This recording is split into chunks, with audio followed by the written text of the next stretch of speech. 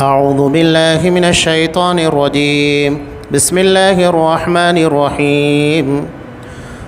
وما نتنزل إلا بأمر ربك له ما بين أيدينا وما خلفنا وما بين ذلك وما كان ربك نسيا. رب السماوات والأرض وما بينهما فاعبده واصطبر لعبادته هل تعلم له سميا. ويقول الإنسان أإذا ما مت لسوف أخرج حيا. أولا يذكر الإنسان أنا خلقناه من قبل ولم يك شيئا. فوربك لنحشرنهم والشياطين ثم لنحضرنهم حول جهنم جثيا. ثم لننزعن من كل شيعة أيهم أشد على الرحمن إتيا. ثم لنحن أعلم بالذين هم أولى بها صليا. وإن منكم إلا واردها كان على ربك حتما مقضيا. ثم ننجي الذين اتقوا ونذر الظالمين فيها جثيا. وإذا تتلى عليهم آياتنا بينات قال الذين كفروا للذين آمنوا أي الفريقين خير مقاما وأحسن نديا. وكم أهلكنا قبلهم من قرن هم أحسن أثاثا ورئيا. قل من كان في الضلالة فليمدد له الرحمن مدا حتى إذا رأوا ما يوعدون إما العذاب وإما الساعة فسيعلمون من هو شر مكانا وأضعف جندا. ہم بغیر تیرے رب کے حکم کے اتر نہیں سکتے. ہمارے آگے پیچھے اور ان کے درمیان کی کل چیزیں اسی کی ملکیت میں ہے. تیرا پروردگار بھولنے والا نہیں. آسمانوں کا، زمین کا اور جو کچھ ان کے درمیان ہے سب کا رب وہی ہے. تو اسی کی بندگی کر اور اسی کی عبادت پر جم جا.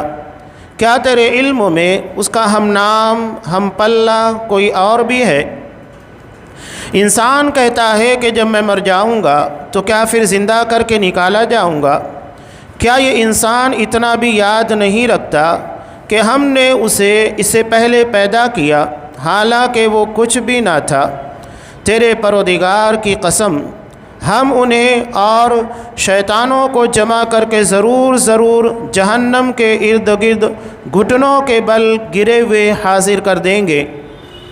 ہم پھر ہر گروہ سے انہیں الگ نکال کھڑا کریں گے جو اللہ رحمان سے بہت اکڑے پھرتے تھے. پھر ہم انہیں بھی خوب جانتے ہیں جو جہنم کے داخلے کے زیادہ سزاوار ہیں.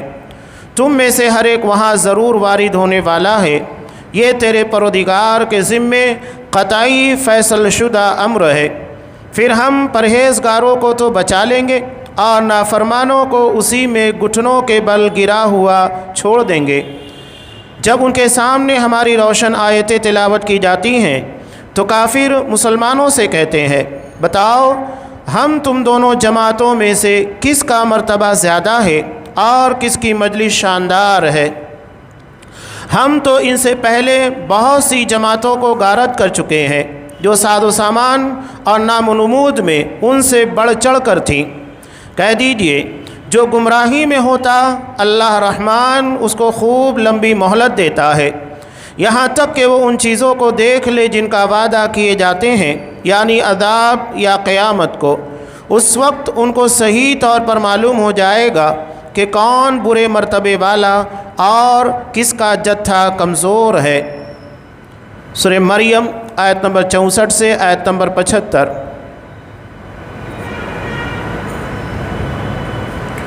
محترم سامعین، عزیز ماں اور بہنوں، آپ صلی اللہ علیہ وسلم کے پر یہ جو آیت نازل ہوئی کہ ہم تیرے رب کے حکم کے بغیر نہیں اتر سکتے، ہمارے آگے اور پیچھے اور ان کے درمیان کی کل چیزیں اس کی ملکیت میں ہے، تیرا پروردگار بھولنے والا نہیں. آپ صلی اللہ علیہ وسلم کے پر یہ آیت اس وقت نازل ہوئی جب ظاہری اور داخلی دونوں اعتبار سے آپ صلی اللہ علیہ وسلم کے سہارے ٹوٹ چکے تھے۔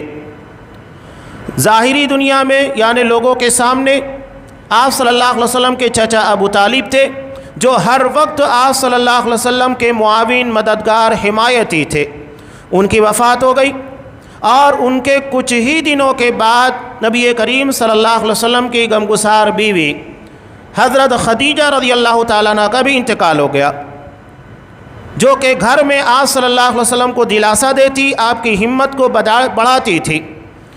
اب باہر نکلے تب بھی مسئلہ ہے، اس لیے کہ ابو طالب کا ظاہری سہارا ختم ہو گیا، اور باہر کی دنیا سے لوگوں کی طعن و تشنیع کی، گالیوں کی باتوں کو سننے کے بعد جب گھر میں آئے تو یہاں پر آپ صلی اللہ علیہ وسلم کے غموں کے پر مرہم رکھنے والا کوئی نہیں تھا۔ ایسے میں آپ صلی اللہ علیہ وسلم یہ چاہتے تھے کہ حضرت جبرائیل زیادہ آئیں، اس لیے کہ جب وہ وحی لے کر آتے آپ صلی اللہ علیہ وسلم کو تسلی ہوا کرتی تھی۔ تو آپ صلی اللہ علیہ وسلم نے حضرت جبرائیل علیہ السلام سے مطالبہ کیا، جبرائیل کاش تم بار بار آتے۔ تو حضرت جبرائیل نے اسی کا جواب یہاں پر دیا، ہم اللہ کے حکم کے بغیر نازل نہیں ہو سکتے۔ سوچئے کہ سید الملائکہ حضرت جبرائیل علیہ السلام اللہ کے حکم کے آگے نہیں جا سکتے، اور یہ خواہش کس کی ہے؟ محمد رسول اللہ صلی اللہ علیہ وسلم کی۔ اس کے باوجود بھی سید الملائکہ اللہ کے حکم کے آگے نہیں جا سکتے۔ سید الانبیاء کی خواہش اور اس کے بعد سید الملائکہ کا عذر، یعنی کوئی کتنا بڑا ہو جائے اللہ کے حکم کے آگے وہ نہیں جا سکتا۔ آپ صلی اللہ علیہ وسلم کو بہرحال یہاں پر تسلی دی گئی کہ وَمَا كَانَ رَبُّكَ نَسِيًّا، یہ مت سمجھو کہ آپ کا رب لوگوں کی طرف سے ملنے والی تکالیف کو بھول گیا ہے۔ اللہ بھولتا نہیں ہے، اللہ سب جانتا ہے کہ آپ کو کون کیا تکلیف پہنچا رہا ہے، کون آپ کے خلاف سازشیں رچ رہا ہے، کون آپ کے دین کی راہ میں رکاوٹیں ڈال رہا ہے، سب اللہ تبارک و تعالیٰ کو پتہ ہے، اللہ ہر چیز کو جانتا ہے۔ یہ آپ صلی اللہ علیہ وسلم کو تسلی ہے۔ سوچئے کہ آپ کی محنتیں اور کاوشیں کتنی زیادہ تھیں، اب اس کے مقابلے میں لوگوں کی طرف سے گالیاں ملے، دین کی راہ میں رکاوٹیں ہوں، آپ صلی اللہ علیہ وسلم کو مارا جائے، ٹارچر کیا جائے، تو آپ کو تکلیف نہیں ہوگی تو اور کیا ہوگا؟ علامازی آپ جہنم کے عذاب کو جانتے تھے، آپ نے اس کا مشاہدہ کیا تھا کہ وہ عذاب کتنا شدید، کتنا خطرناک ہے، ایک لمحہ انسان کو چین نہیں ملے گا۔ آپ لوگوں کی خواہشوں کے لیے، آسانیوں کے لیے، ان کی آخرت کی کامیابی کے لیے اتنی محنت کر رہے، لیکن لوگ آپ کی بات ماننے کو تیار نہیں، تو آپ کو غم تو ہوگا۔ یہاں اس ضمن میں ایک روایت اور بھی ہے کہ حضرت ابو ہریرہ رضی اللہ تعالیٰ عنہ ارشاد فرماتے ہیں کہ آپ صلی اللہ علیہ وسلم کو یہ بات پہنچائی گئی فرشتوں کے تعلق سے کہ اذا قضى الله الامر في السماء ضربت الملائکۃ باجنحتها خضعانا لقوله، کہ جب اللہ کوئی فیصلہ کرتا ہے تو آسمان کے پر کوئی فیصلہ صادر فرماتا ہے تو اللہ کے حکم کے ڈر کی وجہ سے فرشتوں کے پروں میں آواز پیدا ہوتی ہے، جیسا کہ کالسلسلۃ علی صفوان، جیسا کہ سانپ پتھر پر لوہے کی زنجیروں کے کھینچنے کی وجہ سے آواز پیدا ہوتی ہے، یہاں تک کہ حتیٰ اذا فزع عن قلوبہم، جب ان کے دلوں سے گھبراہٹ دور ہوتی ہے تو پوچھتے ہیں ماذا قال ربکم، تمہارے پروردگار نے کیا فیصلہ کیا، کیا کہا؟ تو قالوا للذی قال الحق وهو العلی الکبیر، تو اوپر والے فرشتے نیچے والے فرشتوں کو کہتے ہیں کہ اللہ تبارک و تعالیٰ نے جو بھی فیصلہ کیا ہے وہ بہتر ہے اور وہ سب سے بلند ہے اور سب سے بڑا ہے۔ یہاں اس روایت کے پیش کرنے کا مقصد بھی ہے کہ فرشتے اللہ کے حکم کے سامنے اپنے پروں کو بچھائے ہوتے ہیں، وہ اللہ کے حکم کے آگے نہیں جاتے، نہ حضرت جبرائیل نہ عام فرشتے اللہ کے حکم کے آگے جا سکتے ہیں۔ یہاں آپ صلی اللہ علیہ وسلم کے ساتھ ساتھ تمام مظلوموں کو تسلی ہے کہ اگر دین کی راہ میں رکاوٹیں آ رہی ہیں، پریشانیاں آ رہی ہیں، بہت محنتوں اور کاوشوں کے باوجود رزلٹ لگتا نظر نہیں آ رہا ہے، لوگ اس کے باوجود بھی رکاوٹیں پیدا کر رہے ہیں، تو ڈرنے کی کوئی ضرورت نہیں، اللہ سب دیکھ رہا ہے، اللہ کے علم میں تمام چیزیں ہیں۔ اب یہ اللہ کون ہے؟ رب السماوات والارض، جو آسمان و زمین کا رب ہے، وما بینہما، اور آسمان و زمین کے درمیان جو تمام چیزیں اس کا رب ہے، فاعبدہ واصطبر لعبادتی، اسی کی بندگی کرو اور اسی پر جم جاؤ۔ قرآن مجید عام حالات کے اندر جب بھی اس طرح کی باتیں آپ صلی اللہ علیہ وسلم تک آتی تو اپنے ٹارگیٹ اور اپنے مشن کی جانب حکم دیتا، یہ کام آپ کو کرنا ہے۔ اللہ نے ہمیں بندگی کے لیے، عبادت کے لیے پیدا کیا، کون کیا بولتا ہے وہ ہمارے لیے مسئلہ نہیں ہے۔ دنیا دار الامتحان ہے، آزمائشیں ہوگی، لوگوں کی طرف سے باتیں آئے گی، پریشانیاں جھیلنی پڑے گی۔ ہمیں ان تمام چیزوں کو مد نظر رکھتے ہوئے اپنے ٹارگیٹ کے پر اور اپنی منزل کی طرف نظر رکھنا ہے، اور وہ منزل ہے اللہ کی عبادت، اللہ کی بندگی۔ یہ مشن ہم کو دیا گیا ہے، یہ مشن نہ چھوٹے۔ آپ صلی اللہ علیہ وسلم کے تعلق سے جیسا کہ مدنی زندگی کے اندر بھی حضرت عائشہ رضی اللہ تعالیٰ نے فرماتی ہیں کہ آپ صلی اللہ علیہ وسلم کو اگر کوئی تکلیف یا تو کوئی گھبرا دینے والی خبر آتی دشمنوں کے تعلق سے یا مسلمانوں کے تعلق سے، فوراً آپ مسجد میں آتے، 2 رکعت نماز ادا کرتے، اللہ سے دعائیں مانگتے تھے۔ یعنی یہی ذریعہ ہے، یہی سہارا ہے اللہ کی مدد، اللہ کی نصرت کے حاصل کرنے کا۔ اور جب اللہ ہمارے ساتھ ہے تو دنیا کی کوئی طاقت بال بیکا نہیں کر سکتی۔ یہی بتانا مقصود ہے۔ حل تعلم له سمیعا، کیا تیرے علم میں اس کا ہم پلہ، یعنی اللہ کا ہم نام، ہم پلہ یا اس کے جیسا کوئی اور ہے؟ یہ عقیدے کے باب کی انتہائی اہم آیت ہے۔ اب یہاں آپ دیکھیے بہت سارے نام یا الفاظ اللہ کے لیے بھی استعمال ہوتے ہیں، بندوں کے لیے بھی استعمال ہوتے ہیں۔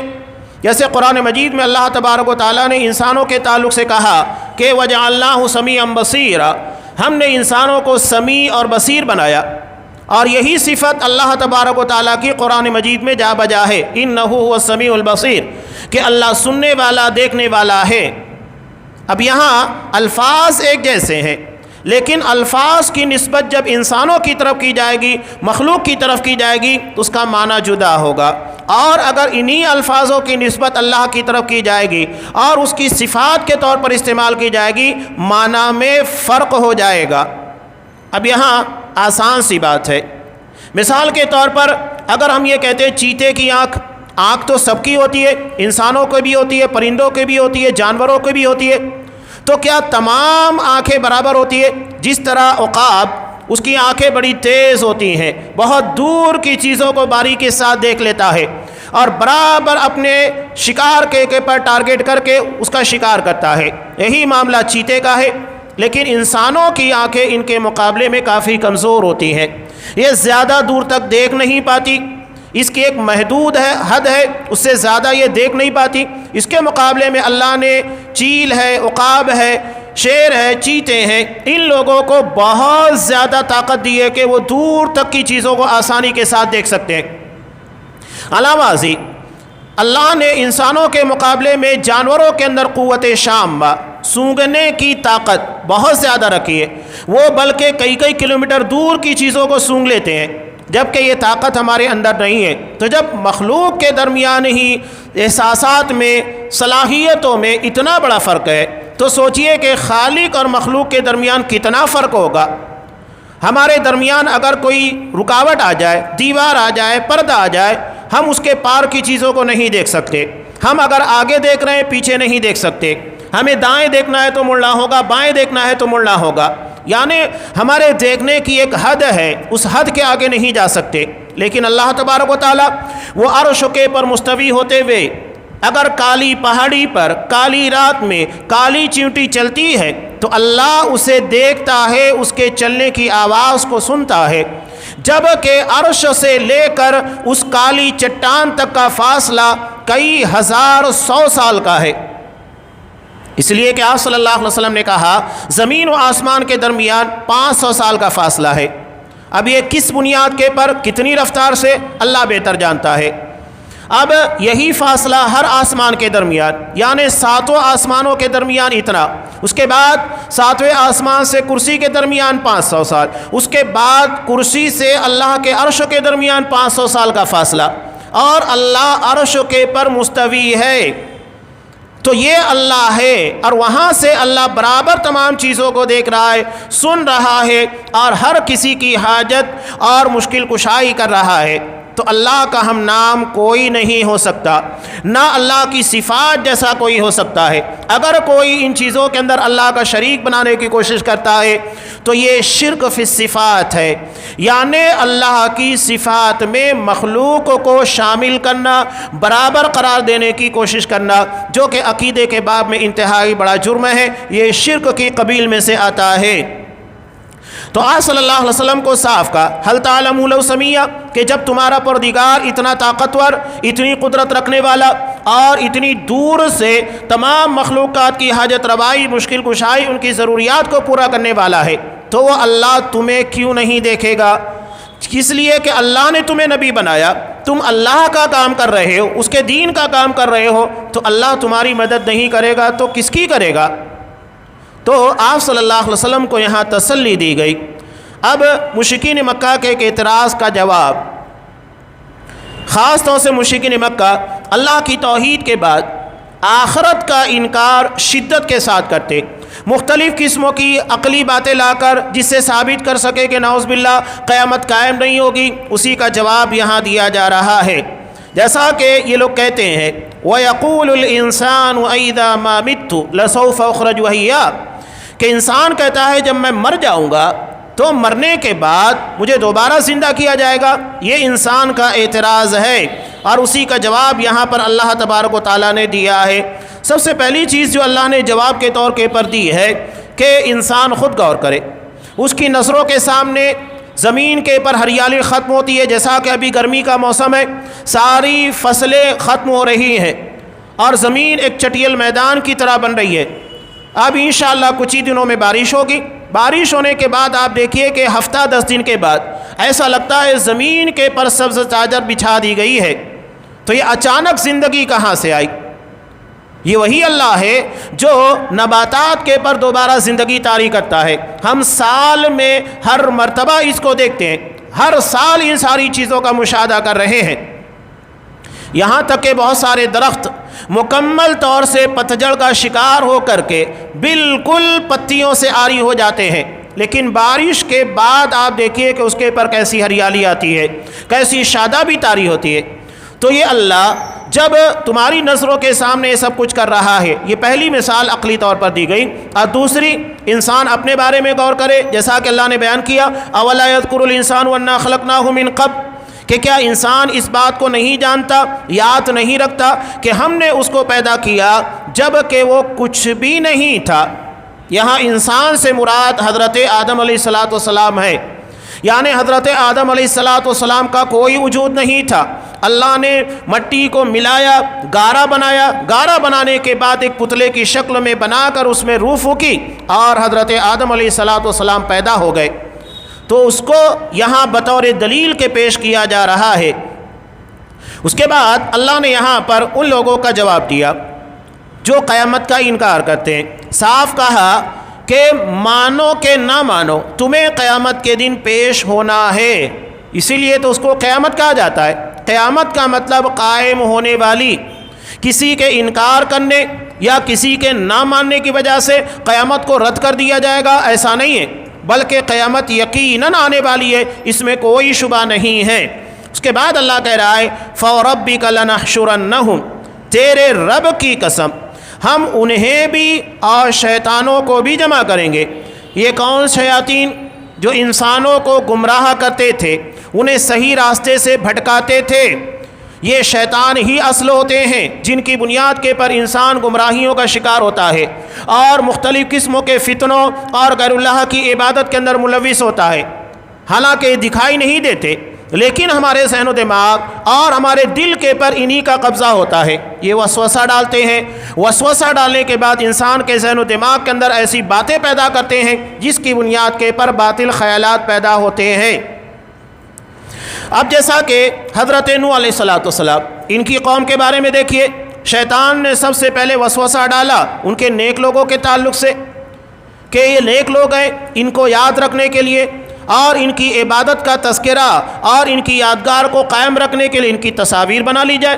بعد میں انہی کا مجسمہ بنوایا اور دھیرے دھیرے پھر انہی کی عبادت کی جانے لگی۔ تو حقیقت میں شیطان تھا جو انہیں گمراہ کیا اور صحیح راستے سے بھٹکایا، اس لیے ان کے ساتھ شیاطین کو بھی جمع کیا جائے گا۔ ثم لنحضرنہم حول جہنم جثیا، اس کے بعد انہیں جہنم کے ارد گرد گھٹنوں کے بل لے جا کر پیش کر دیا جائے گا۔ گھٹنوں کے بل یعنی جہنم کو دیکھنے کے بعد، اس کے عذاب کو دیکھنے کے بعد کسی کو کھڑے رہنے کی طاقت نہیں ہوگی، وہ اپنے گھٹنوں کے بل گر جائیں گے اور اس کے بعد انہیں جہنم کے ارد گرد جمع کیا جائے گا۔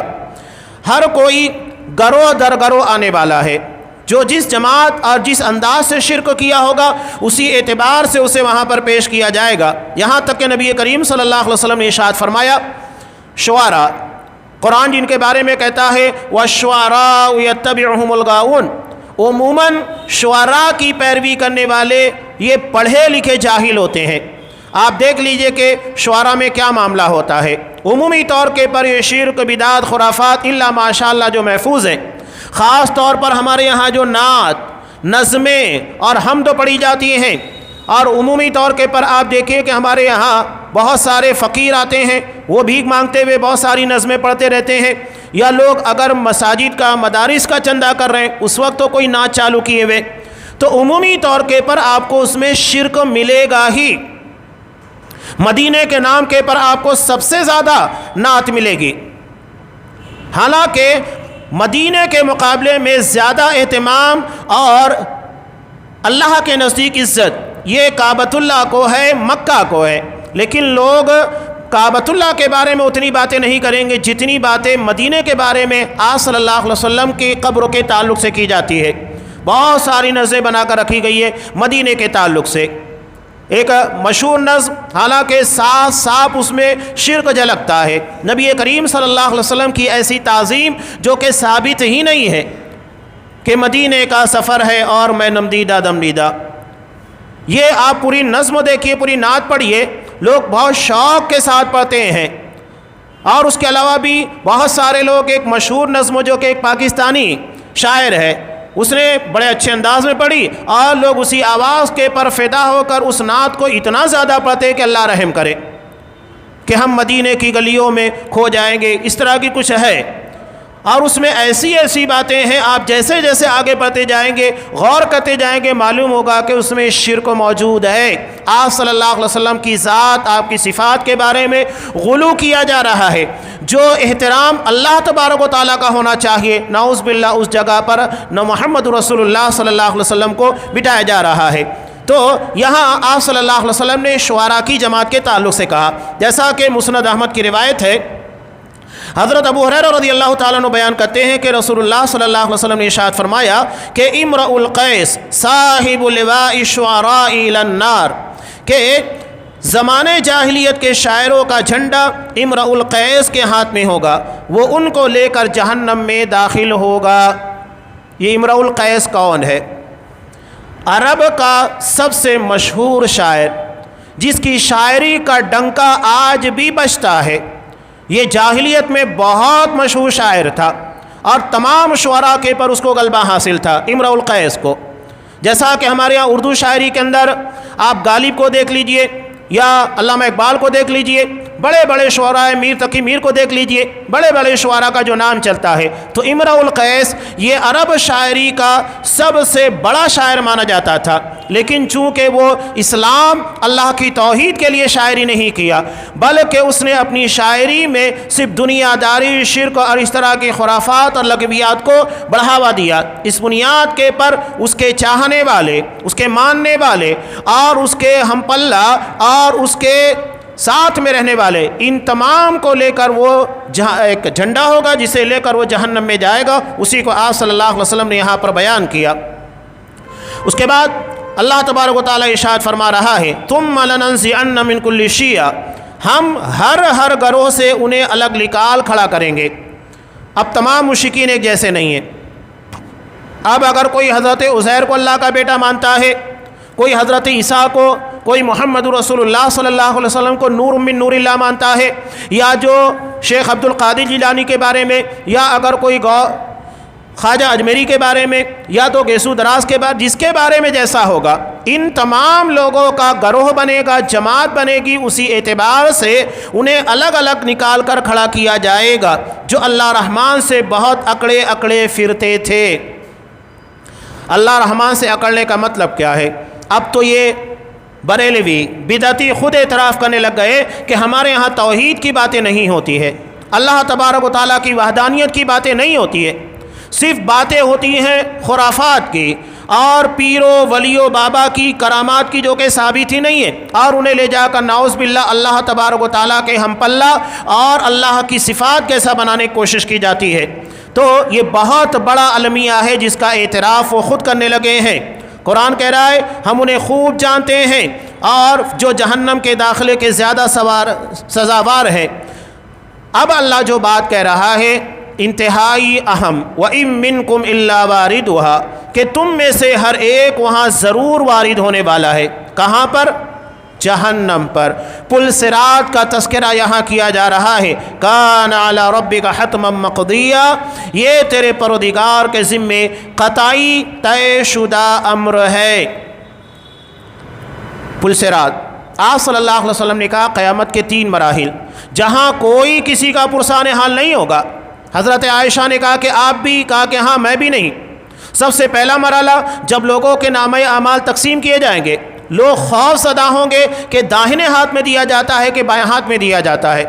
دوسرا مرحلہ جب لوگوں کے نامہ اعمال کو وزن کیا جائے گا تو وہ ڈر رہے ہوں گے کہ ہماری نیکی کا پلڑا بھاری ہوگا یا گناہوں کا پلڑا بھاری ہوگا۔ اور تیسرا مرحلہ ہوگا یہ پل صراط کا ہوگا، جو جہنم کے پر تلوار سے زیادہ تیز، بال سے زیادہ باریک ہوگا۔ سوچئے کہ جہنم جو اس میں سے گرا سیدھے جہنم میں جائے گا، ہر کوئی اپنے ایمان کے بقدر، جو سب سے اعلیٰ طبقے کے ہوں گے، یہ پلک کے جھپکتے ہوئے اتنے لمبے پل کو آسانی کے ساتھ پار کریں گے، جس طرح پلک جھپکتے ہیں یہ اپنا پل پار کر کے نکل چکے ہوں گے، کچھ بجلی کی رفتار میں، کوئی دوڑتے ہوئے برق رفتار گھوڑوں کی طرح، کوئی دوڑتے ہوئے، کوئی گھسڑتے ہوئے، جو جیسے ایمان کا حامل ہوگا اسی کے اعتبار سے اسے اس پل کو پار کرنا ہوگا۔ اور بقیہ جتنے کفار و مشرکین ہوں گے سب کے سب اس جہنم میں داخل ہوں گے، وہ اسے پار نہیں کر پائیں گے۔ اسی کا فیصلہ یہاں سنایا جا رہا ہے۔ علامہ زی نبی کریم صلی اللہ علیہ وسلم نے ارشاد فرمایا کہ اگر کسی کے 3 بچے بلوغت سے پہلے انتقال کر جائے، یہ ایک ماں باپ کے لیے بہت سخت آزمائش ہوتی ہے۔ ایک ہی بچہ ہو انسان، اگر اس کی وفات ہو جائے بلوغت سے قبل تو ماں اور باپ کے پر کیا بیتی ہے وہ وہی جانتے ہیں۔ تو آپ صلی اللہ علیہ وسلم نے کہا کہ اگر 3 بچے بلوغت سے قبل انتقال کر جائیں تو اللہ انہیں جہنم سے نجات دے گا، مگر اپنے فیصلے کو پورا کرنے کے لیے انہیں جہنم سے گزرنا ہوگا، یعنی پل صراط پار کرنا ہوگا، اس کے بغیر وہ جنت میں داخل نہیں ہوں گے۔ یہی اللہ کا فیصلہ ہے۔ لیکن جو پرہیزگار ہوں گے ان کے بارے میں اللہ کہہ رہا ہے ثم ننجی الذین اتقوا، ہم پرہیزگاروں کو تو بچا لیں گے، ونذر الظالمین فیہا جثیا، اور نافرمانوں کو اسی میں گھٹنوں کے بل گرا ہوا چھوڑ دیں گے۔ یہ کون ظالم ہے؟ اللہ کہہ رہا ہے وَإِذَا تُتْلَىٰ عَلَيْهِمْ آیَاتُنَا بَيِّنَاتٍ، جب ان کے پر ہماری روشن واضح آیتیں تلاوت کی جاتی ہے تو یہ لوگ کہتے ہیں مسلمانوں سے اَيُّ الْفَرِيقَيْنِ أَحَقُّ اَيُّ الْفَرِيقَيْنِ خَيْرٌ مَّقَامًا وَأَحْسَنُ نَدِيًّا، کہ بھلا بتاؤ تو تم دونوں جماعتوں میں سے کس کا مرتبہ زیادہ ہے اور کس کی مجلس شاندار ہے، یعنی ہماری یا تمہاری۔